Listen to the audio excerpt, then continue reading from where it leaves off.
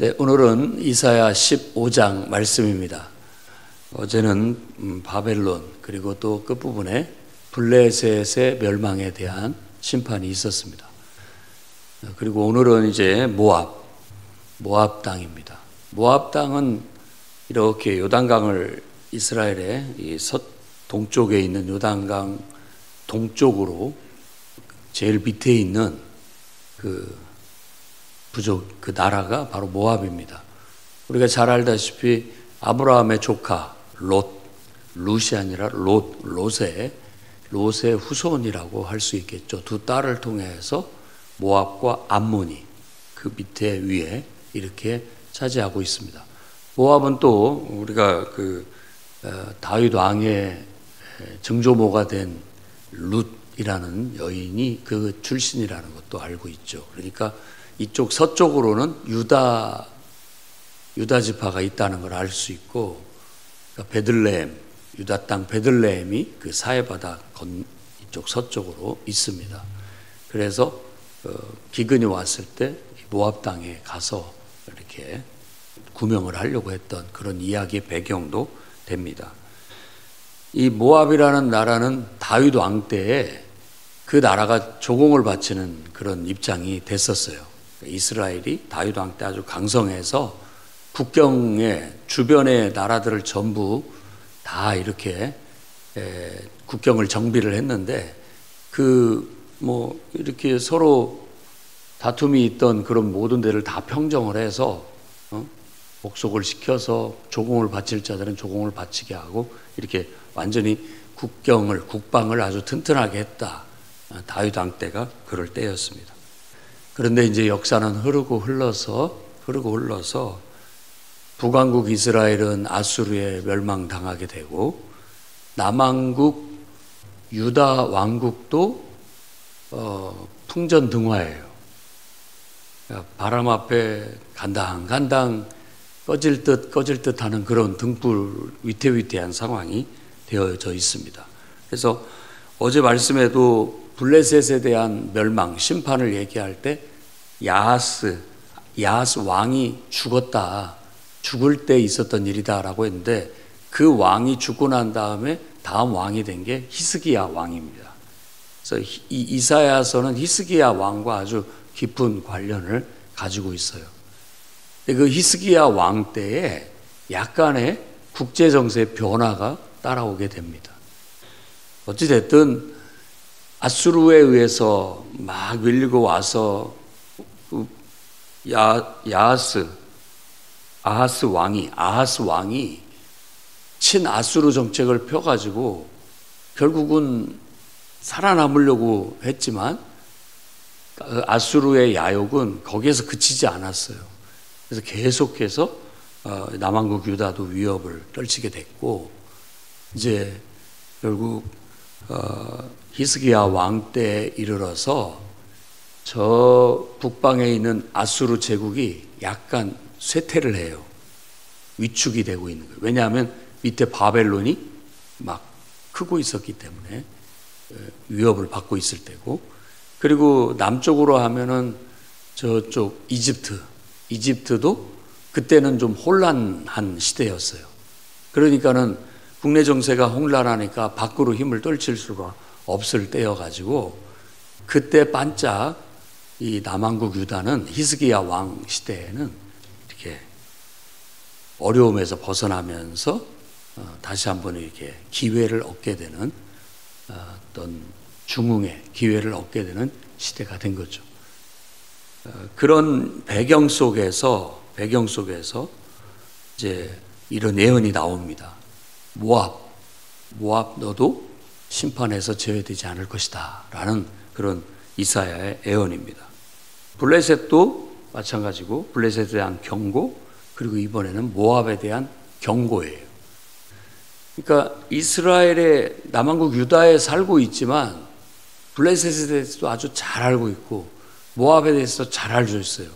우리나라가 이렇게 있다면 우리도 이쪽 북서쪽으로는 중국이 있고 남쪽으로는 일본이 있잖아요. 그런 것처럼 우리가 그런 데가 아주 북한같이 아예 철조망을 쳐놓고 오지도 못하게 하는 그런 시대가 아니었기 때문에 전체적인 사정들을 잘 알고 있었는데, 블레셋도 내가 이렇게 하는 걸 보니까 하나님의 심판을 못 면하겠구나. 이 모압 땅도 보니까 너희들도 하나님의 심판을 면할 수 없다. 이런 이제 메시지를 하는 거예요. 우리가 저 북한을 봐도 중국을 봐도 곧 하나님이 심판하시겠구나. 저 일본 땅을 봐도 곧 하나님께서 심판하시겠구나. 그 이유가 뭐냐? 악이 관영하니까 그런 거예요. 블레셋도 그렇고 그 조그마한 왕국 속에도 인간이 사는 곳에 악이 항상 기승을 부려요. 인류의 역사상 평생 그 악이라는 것을 우리가 다뤄야 되는데, 짐승 같아가지고 이걸 다뤄야 되는데, 이걸 좀 잘 다룰 때는 그나마 좀 낫다가도 이게 풀려나면 막 온통 악 천지예요. 악이 관영하게 되는 그런 결과를 가져오는데, 지금 이 선지자 이사야가 바라보는 온 세상은 다 악이 관영을 해요. 그러니까 자기가 살고 있는 유다도 마찬가지고, 자기의 동족인 북왕국 이스라엘은 말할 것도 없고, 그 위에 암몬도 말할 것도 없고, 지금으로 말하자면 시리아, 그리고 아수르 제국도 아주 힘은 세고 권력은 크게, 군대는 아주 강성하나 결국 하나님이 그 군대를 동원해서 온 세상을 심판하시고 난 다음에는 아수르마저도 결국은 심판을 받을 것이다. 그 심판을 하는 대상은 누구냐면 블레셋이에요. 아수르는 이 바벨론에 의해서 심판을 또 내리게 되고, 또 그 바벨론도 아주 무소불위의 권력을 누리지만 그도 결국은 하나님 앞에 심판받고 멸망할 것이다 라고 얘기하고 있고, 이제는 이 유다 그리고 이스라엘의 주변 국가 블레셋, 조그마한 왕국이지만 너도 예외가 아니구나. 모압, 조그마한 왕국이지만, 힘없는 왕국이지만 너도 예외가 아니구나 라는 것을 말하고 있어요. 그러면서 계속 주변 국가에 대한 심판을 예언하게 될 겁니다. 온 세상이 악에 관영하게 되면 결국은 때가 되면 하나님의 심판이 임하게 될 것이다 라는 걸 말하고 있어요. 블레셋도 잠깐 아수르의 손에서 벗어났지만 그거 좋아하지 마라.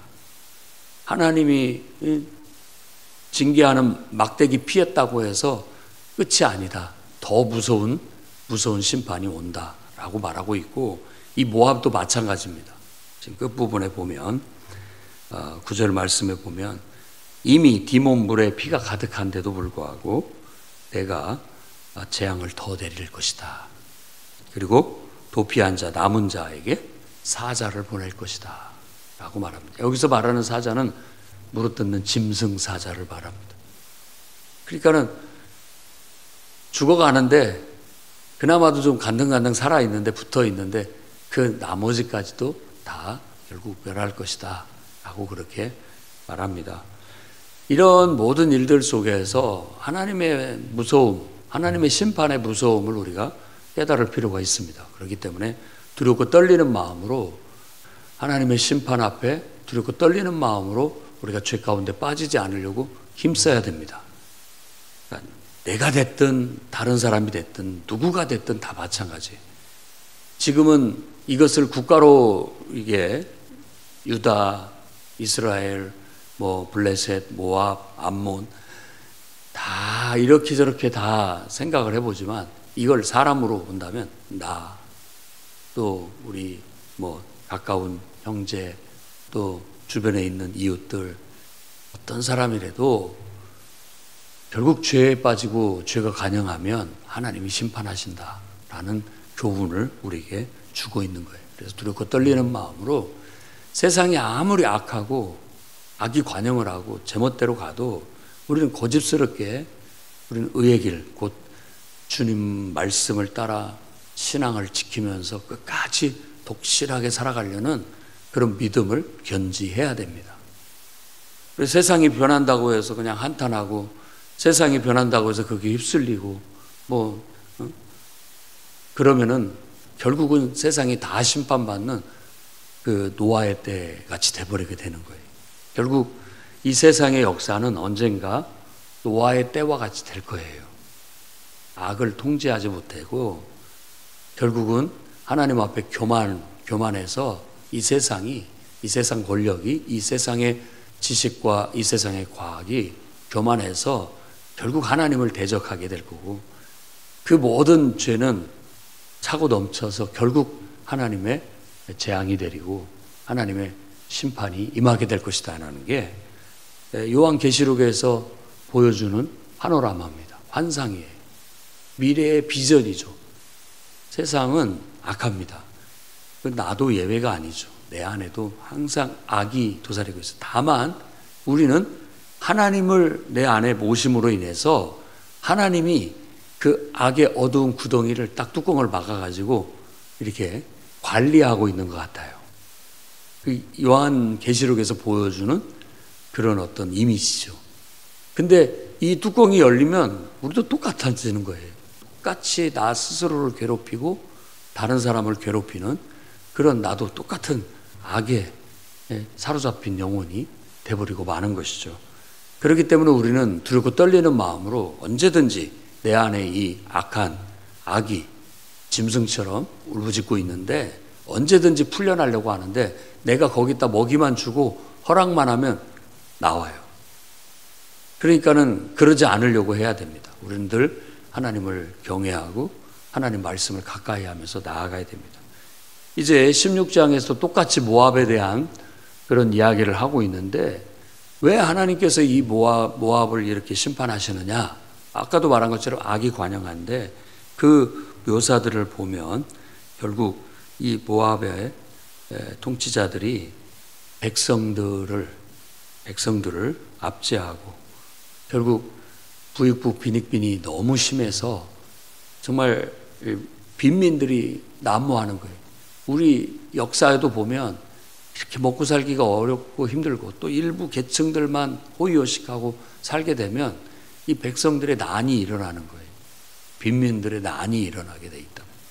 그런 묘사들을 발견할 수가 있습니다. 그런 것들이 바로 심판이죠. 그래서 이런 빈민들이 도대체 못 살겠다 이 나라에서 해가지고 유다 왕국에 와서 망명을 하는 거죠. 도망가는 거죠. 도망가서 다른 나라 가서 사는 것처럼 도망가고 지금 북한의 모습이나 비슷한 거예요.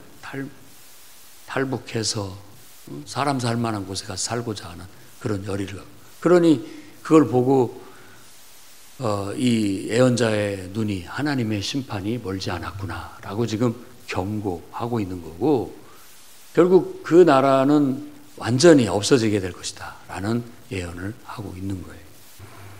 그래서 이 제국주의 시절에 없어진 나라들이 많습니다.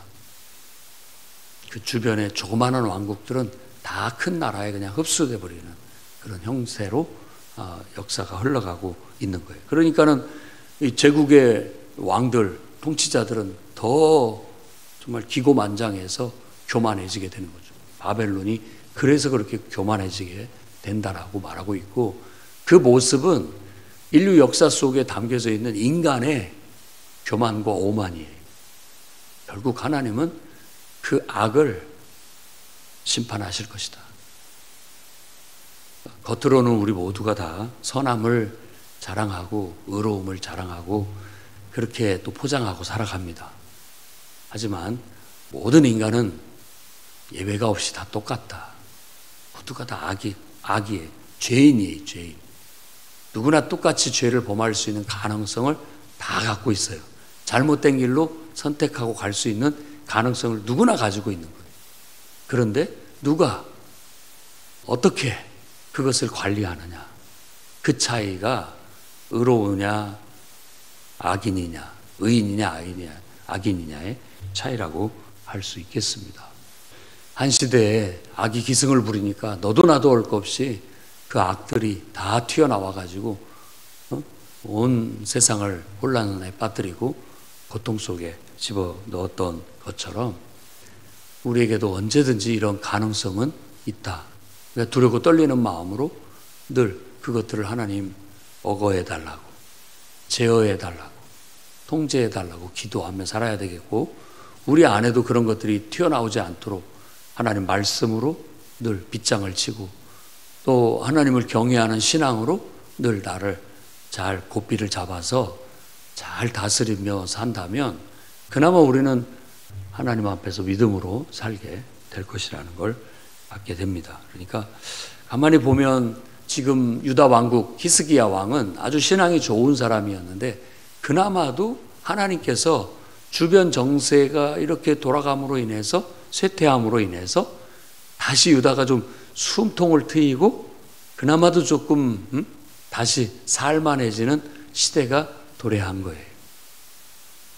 그런 배경을 말하는 것이죠. 그래서 누군가의 어떻게 보면 한순간 한순간 우리가 하나님 앞에 바로 서서 이렇게 나아가면 하나님께서 복잡한 세상 속에서도 이런 기회를 주셔요. 희망의 빛을 주신다고요. 그걸 잘 잡아야 됩니다. 그러면 우리는 하나님의 은혜를 입고 살아 평생 살 수 있게 돼요. 그래서 히스기야는 나름대로 축복을 받았죠. 자기 살아 평생에는 비참한 꼴을 보지 않아요. 그런 축복을 받게 돼요. 그나마도 복된 왕이 되었던 것이죠. 어쩌면 우리에게도 그런 빛을 비춰주는 것 같아요. 세상이 아무리 악하고 혼란하고 제멋대로 돌아가도 우린 중심을 잡자.